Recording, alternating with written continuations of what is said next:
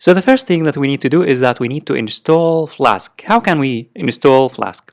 Well, first of all, you need to open your terminal if you are using Mac. And if you are using Windows, you need to open your CMD or the command prompt.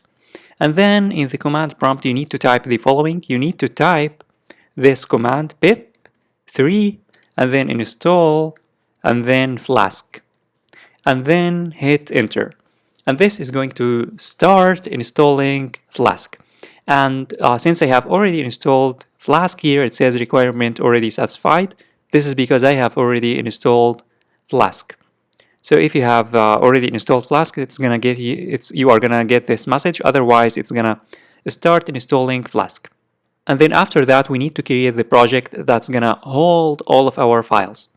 So I am using for this course, I'm gonna be using, as you can see here, I'm gonna be using Visual Studio Code, and we need first to create our project folder. So I'm gonna create our project folder in my desktop because it's easier for me to open and get to my desktop. So I'm gonna head on over to my desktop, and on my desktop I'm gonna create a new folder called, let me name it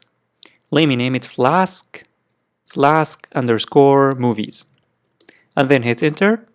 And this is going to be the folder that's going to hold all of our files.